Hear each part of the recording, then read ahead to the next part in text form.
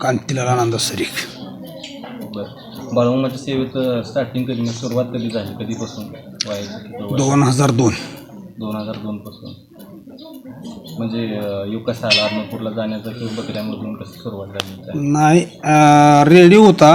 रेडिओवर ते ओवी ऐकली होती सांगली केंद्रावर मामाची. आणि धनगर कुळात मामा जन्माला आले तर म्हणल्यानंतर मामा कसलीत बघायसाठी गेलो आदमापूर. बरं बरं. तिथून ओळखून म्हणजे सेवेत. हां, तिथून मग आम्हाला त्यावेळेस बाबूमामा भेटले. बाळूमामा बरोबर मामाबरोबर बकरी राखली. बाबूमामा भेटले. बाबूमामा भेटल्यानंतर बाबूमामाने आम्हाला एक 5 वाऱ्या करायला सांगितल्या होत्या. मग ती 5 वाऱ्या करत करत आज हे दिवस आले. मग नंतर मंदिर बांधायचं वगैरे हे कसं आलं म्हणजे? आणि काय कल्पना डोक्यात नव्हती. 2005ला लग्न झालं. 2-3 मुली झाल्या पहिल्यांदा. मग आम्हाला नवस करून मुलगा मागून घेतला. मुलगा झाला. मुलगा 2003 मुली. एक वारली, त्यातली 2 आहेत. 3 मुली झाल्या. त्यानंतर तुम्ही नवस करून मामाकडून मुलगा मागून घेतला. मुलगा बी झाला. त्याला 10 महिने होस तर कायच आजार नव्हता. 10व्या महिन्यात आजारी पडलं ती. पंढरपूरला कारण डॉक्टरच्या तिथं ॲडमिट केल्यानंतर कारण डॉक्टरने सांगितलं 7व्या दिवशी त्याच्या किडन्या दोन्ही फेल आहे द्या. ह्याला सोलापूरला किडनी स्पेशालिस्ट रघुजी हॉस्पिटलला घेऊन जावा. तिथं गेलो. तिथं एक 6 दिवस राहिलो. तिथून त्याने आम्हाला पुण्याला रुबीची चिठ्ठी दिली. रुबीला गेलो आम्ही. रुबीला 9 दिवस काढले. म्हणजे त्यावेळेचा खर्च म्हणलं तर चाळ्यामध्ये 1.5 लाखाने एकर जमीन होती. त्यावेळेला मी 4.5 लाख रुपये घालले. त्यावेळेला काय उपचार झाला नाही. कोणत्या साली? 2011ला. 2011ला. मग उपचारच काय झाला नाही डॉक्टरचा. मग मामाचा राग झाला थोडा. राग आला आणि मामाचा राग आल्यावर तुझ्या दरबारात काय व्हायचं ते होऊ दे म्हणून सनी पोरगं पुण्यातनं काढलं ना आदमापूरला घेऊन गेलो. आदमापूरचं दर्शन झालं. मेतक्याला गेलो. मेतक्याला केरूमामा होते. केरूमामा आहे तिथं 7 दिवस राहिलो. सत्यवाई या मंदिरात सेवा करत बसलो 7 दिवस. मुलाला घेऊन 7 दिवसात मुलगा नीट झालाय आपला. तिथनं मामाने सांगितलं आता तू जा, तुला कुठं जायचं तिथं चेक कर जा. म्हणजे बाळाची प्रकृती बी चांगली सुधारली 7 दिवसात. मुलगा नीट झाला. आम्ही 8व्या दिवशी घरी आलो. त्यावेळेस वय किती होतं मुलाचं? 11 महिन्याचं. 11 महिन्याचं असताना 23 दिवस दवाखाना घेऊन मुलगा फिरलो या. 11 महिन्याचा मुलगा घरी घेऊन आलो. 9व्या दिवशी सोलापूरला गेलो. CT स्कॅन केलं. दोन्हीही किडन्यात चालू आहे असा रिपोर्ट मामाच्या कृपेनं आलाय. आज आत्ता मुलगा आता 9वीला शाळेला. नंतर मंदिराची कल्पना कशी आली पुढे? मग मंदिराची कल्पना अजून बी डोक्यात काही नव्हतीच. मंदिर बांधायचं अशी काय डोक्यात कल्पनाच नव्हती. मी 2013ला मामांची बकरी आणली होती शेतात बसवायला. ही का विठ्ठल सहकारीवर बकरी होती. तिथं आरतीला गेलो आणि तिथनं मग सेवा करत करत करत करत मामांची बकरी चाळ्यामध्ये आणली, बसवली. मग त्यावेळेला एक बकरा वारला इथं. इथं आम्ही ते ही केलं. आपली पूजा अशी मोकळ्या रानावरच आम्ही करत होतो. पुन्हा 16ला एक बरं आली. त्यावेळेला 2016ला पुन्हा गाभण मेंढी मिळाली. ती बी इथंच आम्ही दफन केली. परत मग 19ला बी आली. ती बी पुन्हा एक कुकरू मोठं मिळालं. दफन केलं तुम्ही कंटिन्यू तसंच पूजा करत? हा, पूजाच करत होतो. त्या जागेलाच हे करत गेलो. आणि पुन्हा मग डोक्यात काय आलं 19ला याला उघड्यावर सेवा आहे कशी करायची म्हणून सांनी थोडं ही करत गेलो आम्ही. मग मामाने दृष्टांत दिला मला थोडी सावली कर म्हणून. मग सावली कर म्हणून आपण काय केलं मग नारळ फोडला. आणि हे मंदिर बारकं बांधताना हे काय कोणी लोक वर्गणी नाही काय नाही. हे आपण स्वतःच्या पैशातनं आपल्याला सेवा करायसाठी बांधायचं म्हणून साठी ते बारकं तेवढंच बांधलेलं आहे. फोटो ठेवून आपलं तेवढीच पूजा करत होतो. जसं लोक मग चार चार चार चार येत येत येत लोकांच्या निदर्शनास लोकांच्या येईल, लोकांना मामा पावाय बी लागलं, लोकांना गुण मामांचा यायला लागला, लोकांच्या अडीअडचणी सुटायला लागल्या. मग सुटत सुटत तुम्हाला सांगतो हे आज एवढं ही लोककल्याणातनं झालंय, सगळे लोकांनी करून दिलेलं आहे. तुम्ही आज मामांच्या मेंढ्या किती दिवस राखल्या? मामांच्या मेंढ्या मी 2011ला मुलगा नीट झाल्यानंतर 2 महिने बकरी राखायला गेलो. 2 महिने 2000 2 महिने बकरी राखले. 2 महिन्यानंतर परत मग चालू जाय ती जसे 8 दिवस जा, 15 दिवस जा, महिना जा, 2 महिन्यात जा, येईल तेव्हा तुम्ही जवळ बकरी आले आपलं सात निघाल ते काय आपलं जीवन जातं त्यात आहे हो, मामांच्या सेवेतच आहे. त्यामुळं काय ही सेवा काय म्हणा, मामांच्या बकऱ्यांची सेवा काय म्हणा. तुमच्या मंदिरापासून जे तुम्ही पायी वारी चालू केली होती ते चाल कुठलं होतं? आता हे 4थं वर्ष आहे. 4थं वर्ष. तुम्ही जे पायीवारी काढली, आता सगळं पूर्ण महाराष्ट्र असेल, कर्नाटक असेल, सगळं पूर्ण महाराष्ट्र पंढरीला येतं वारीला, विठ्ठलाकडे. तुम्ही वेगळंच आदमापूरला काढली, पंढरपुरातून नाही, मी असताना माळकरी बरं. हां, माळकरी पांडुरंगाची एखादच 15 दिवसाला महिन्याला मी पांडुरंगाचं दर्शन झाल्याशिवाय पाणी सुद्धा घेत नाही. बरं. ते कसं लक्षात आलं? म्हणजे आमचा कसं नियम काय आहे. वाटलं करावं? मग ते पांडुरंगाला दिंड्या लांबनं येते त्या. हां. एक विचार होता आपण एक 5-6 जण तरी चालत जाऊया इथनं आदमापूरला. पांडुरंगाची दिंडी असेल तिकडे पोहोचायला. आणि दिंडीचा विषयच नव्हता, बरं. हां, चालत सेवा करायची बरं. पहिल्या वर्षाला. आदमापूरला. हा म्हणून सनी आम्ही 5-6 जणांनी निर्णय घेतला होता. सुरुवात केली. आता बघा की 4 वर्ष 4थं वर्ष चालू आहे ना. बरं. 22ला सुरुवात झाली आमची. बरं. हां. मग ते आम्ही 1-2 म्हणत आम्हाला 58 लोक झाले पहिल्या वर्षी. बरं. ते काय आमचं काय नव्हतं, तुम्हाला सांगतो. फोटो एक घेतला मामाचा आणि खुर्चीवर फोटो ठेवून आपलं बरं. पूजा करायचं, जिथं मुक्काम होईल बरं. तिथं आपला फोटो ठेवायचं, फोटो खुर्चीवर ठेवून आरती करून महाप्रसाद घ्यायचो बरं. आणि पुढच्या गावाला पुढं जायचं चालत. असं करत करत आम्ही 6 दिवसात आदमापूरला पोचलो. पहिल्या पुढच्या वर्षी म्हणले आपण आता सगळीजण म्हणली दिंडीच निघाले, लोक निघाले. ते पुन्हा दिंडीची रचना केली. बरं. दुसऱ्या वर्षी 150 लोक होती. बरं. काल तिसऱ्या वेळेला 350 लोक होती. बरं. ह्या वर्षी आकडा 500ला पार होईल. बरं. स्वरूप कसं असतं दिंडीचं? कसं काय सुरुवात कशी काय कोणी जायचं? आता इथून आमचं तर म्हणजे सकाळी एक 13-14 किलोमीटर चालतून संध्याकाळी एक 10-11 किलोमीटर 25-26 किलोमीटर अंतर चालू आहे. जर कमीत कमी जर एक 500 लोक असतील होय. तर त्यांची व्यवस्था कशी करतात? जेवणाचं असेल? अहो ते तर काय हितनं हल्ल्यापासून भक्त आहे हो. मामाची भक्त लय झाली आता, लय. तुम्हाला सांगतो, तुम्हाला स्वतःला व्यवस्था करायची गरज काहीच गरज नाही, 1 रुपयाची गरज नाही. तुम्हाला सांगतो इथनं हल्ल्यापासून जिथं आमचं सकाळचं जेवण आहे ठरलेलं आहे, लोक जेवण करून वाट बघत बसते ती फोन करून कवा यायचं आहे म्हणून. संध्याकाळच्या मुक्कामला तुम्हाला सांगतो मंडप टाकून लोक पिक्कर लावून वाट बघत बसायला लागले, ते बसते ती या म्हणून सनी. आता आम्हाला ह्या वर्षी अजून दुसऱ्या 5-6 जणांचा फोन आले तर आमच्या इथं थांबावं लागतंय तुम्हाला म्हणून. आता आम्हाला कोडं पडले असं थांबत दिंडी गेली तर कसं जायचं मला सांगा. चाळीपासून आदमापुरापर्यंत तुमच्या अंदाजाने असे किती स्टॉप आहेत जे आम्ही 10व्या मुक्कामला आदमापूरला जातोय बघा. 10 मुक्काम.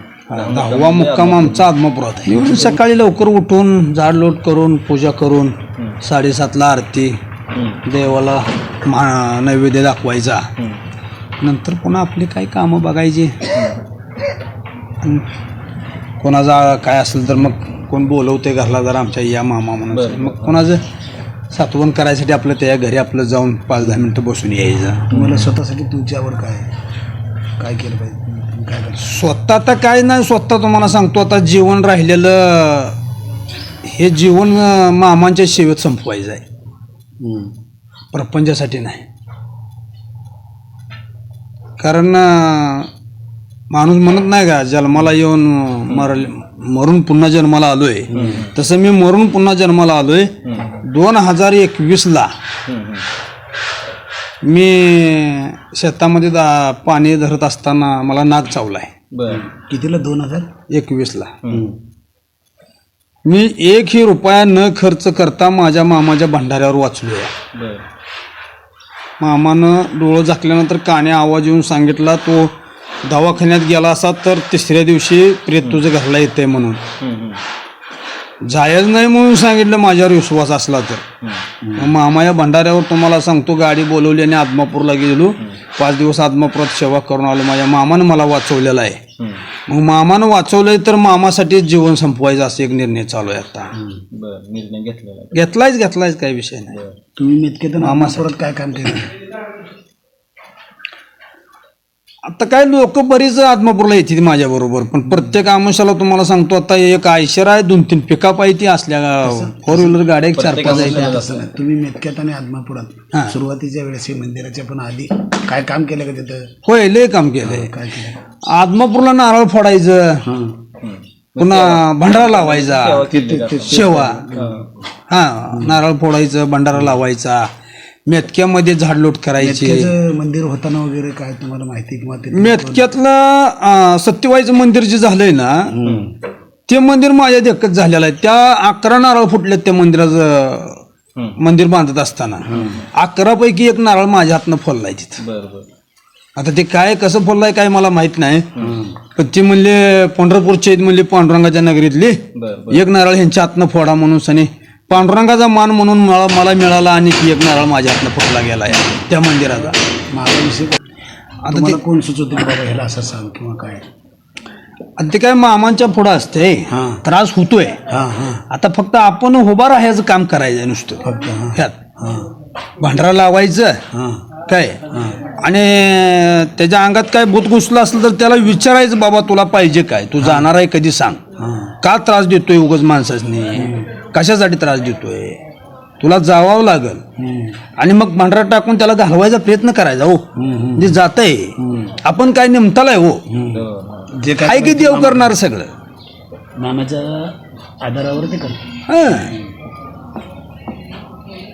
आणि ह्या जमिनीचं एक वैशिष्ट्य आहे. आता काही लोकांनी तुम्हाला सांगतो मंदिरं बांधले ते मंदिराच्या आसपास मांसाहार खाते ते. ही 95 एकर जमीन अशी आहे की ह्या जमिनीत अंड सुद्धा फुटलं जात नाही. 95 एकर जमीन अशी आहे ह्यात अंड सुद्धा फुटलं जात नाही. ह्यात मांसाहार खाऊन आलेला माणूस चालत नाही, ह्या जमिनीमध्ये चालत नाही. अशा ठिकाणी मामांचं मंदिर बसलंय. आणि तुम्ही चंद्रभागा म्हणताय, खरा चंद्रभागेचा आकार हित आहे. आता ह्या मंदिरापासून तुम्ही पूर्वेला गेलात तरी बी 1.5 किलोमीटरला नदीच आहे. असं खाली इकडे पश्चिमेला गेलात तरी बी 1.5 किलोमीटरला नदीच आहे. उत्तरेला गेलात तरी बी 1.5 किलोमीटरचा नदीच आहे. ह्याचा यू आकार आहे, चंद्राचा आकार आहे असा. तिन्ही दिशेला बरोबर. हो, नदीनं ह्या कोपऱ्यातनं आले हे असा आकार मारला, अशी इकडे खाली गेली. हे चंद्राच्या आकारामधली बरोबर मध्यबिंदू आहे बघा, सेंटर आहे मधला. आणि हे मध्य सेंटरला मंदिर झालंय, चंद्राच्या आकारामध्ये मंदिर आहे. तुम्ही चंद्रभागा म्हणताय ना, हे चंद्रभागेचं खरं स्वरूप इथं आलेलं आहे आणि इथं मंदिर झालंय. लोकांशी 20-25 लोकांचं जेवण इथं बनलं जातंय, त्यांची व्यवस्था केली जाते. काय कोणाकोणा घेत नाही, काय नाही, कोणाकोणा घेणं नाही, काय नाही. जसं ती काय म्हणते ती ना, कृपाच त्या भगवंताची चालतंय कसं म्हणलं तर त्या मामांच्याच कृपेनं चालतं. हे काय आपल्या कृपेनं चालत नसतंय. आपल्याला आपला 2 माणसाचा प्रपंच चालवता येत नाही, ध्यानात ठेवा. ही सगळं चालतंय ती कृपा त्या भगवंताची, आपल्या हातात नसते. मुद्दा आहे आमच्यासारख्याने जी काही मंदिर बाळूमामाची बांधली ती, त्यासाठी माझा एक सुरुवातीपासून मुद्दा आहे. तुम्ही कष्ट करा, तुमच्या कष्टाला यश मामाला मागा, मामा यश द्यायला तयार आहेत काय. पण बाळूमामाच्या नावावर भीक मागू नका. बाळूमामा हा देव भीक मागण्यासाठी जन्माला आलेला नाही, तर तो मामाला भीक वाढण्यासाठी जन्माला आलेला देव आहे. मामाच्या नावाला भीक मागून कुठं कलंक मामाच्या नावाला लावू नका. तर आजकाल काय झालंय, 5,000 द्या ते नीट होतंय, 10,000 द्या नीट होतंय, 2,000 द्या नीट होतंय. ह्या सगळ्या चुकीच्या गोष्टी द्या. असा एखादा तुम्हाला प्रसंग आलाय की तुम्हाला सुद्धा तो जड गेलाय सोडवताना, लई त्याची ताकद जास्त वगैरे कधी वाटली? काय मग तसा एक प्रसंग आहेच होतं की. का काय एखादं ताकदवान होतं का तुमच्या होय होय होय आहे आहे. हां आता ते काय झालं तुम्हाला सांगतो, असं समोरासमोर एक जणांनी येऊन धमकी दिली ती, बर तो आमच्या भागातले माणसं तिकडे येऊ द्यायची नाही ती म्हणे. मी म्हणलं का बाबा, नाही म्हणले. मग थोडं त्याचं माझं बातचीत तुम्ही झाल्यानंतर त्यानं डायरेक्ट धमकी दिली, उद्या तुला दिवस उगवल्यापासून दिवस मावळूस तर ठेवतच नाही म्हणून. मी म्हणलं मारतो काय म्हणून, ती सांगायला लागत नाही म्हणलं माझी, मी कशा पद्धतीनं तुझा काटा काढतो बघ ना. ठीक आहे बाबा काढ म्हणलं बघू तरी. आणि मग तुम्हाला सांगतो पुन्हा सकाळ उठूनचा दिवस उजडला, बसलो मामाच्या तपालाच मोहर तप धरूनच. कृपा त्या भगवंताची, मला मारायला निघाला तोच मरून गेला. त्याचा ॲक्टिशन झाला त्याच दिवशी झाला.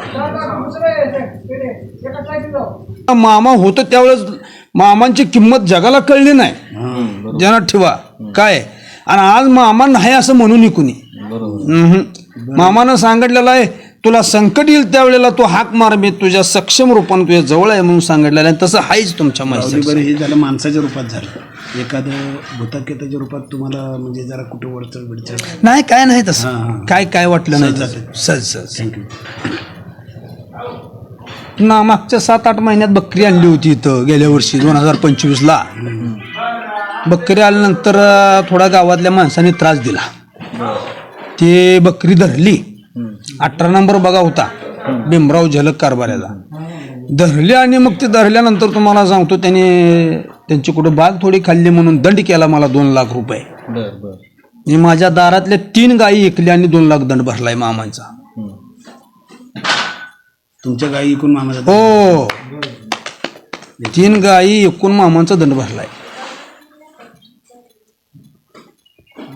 मामावर श्रद्धा आहे होती एवढी.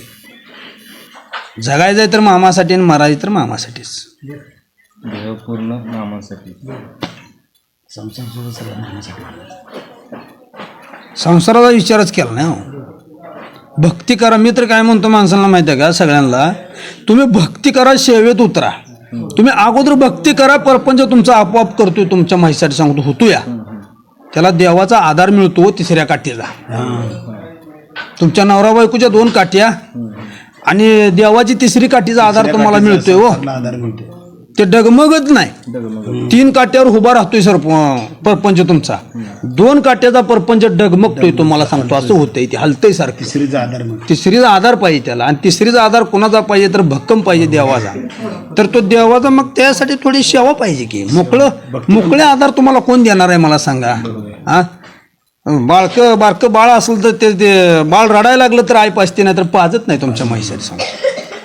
तसंच आहे देवाचं बी. हो आपण भक्ती करून रडलं पाहिजे त्या देवाया पुढं तर जवळ आहे. हो जवळ घेणार, सेवा केली तर मेवा आहे. सेवा केली तर मेवा आहे, नाहीतर काय फुकट. ह्या जगात फुकट काहीच मिळत नाही तुमच्या माहितीसाठी सांगतो. लय आल्यात. मी चांदापुरी कारखान्यावर मेंढकं सोडायला गेलतो. माझ्या गाडीत तेल टाकायचं मला लक्षात नाही जाताना. 11 नंबर बग्याचं कारभारी सुभराव लवटे कारभारी, त्यांच्या बग्यात 2 मेंढकं सोडलं. जाताना 4 जण आम्ही गाडीवर एका गेलो. 2 मेंढकं सोडलं. तुम्हाला सांगतो प्रसाद हे आरती करून प्रसाद घेऊन तिथनं आम्ही 10:30 वाजता निघालो संध्याकाळी. एक अर्धा पाऊण तास गाडी चालली मोहर की माझ्या गाडीतलं तेल संपलं. तेल संपल्यावर ना मामाचं नाव घेऊन महागारी पांड करून तुम्हाला सांगतो साष्टांग दंडवट रस्त्यावर मामाला घातला. आणि गाडी वाकडी करून तुम्हाला सांगतो गाडी किक मारून घेऊन आलोय. स्प्लेंडर गाडी होती. 17-18 किलोमीटर गाडी बिगर तेलाची आली आहे बघा. पंढरपुरापुत्र मला आणलंय मामानं, पंढरपुरापुत्र बिगर तेलाच गाडीवर. होय ह्यो चमत्कार लय मोठा घडला या.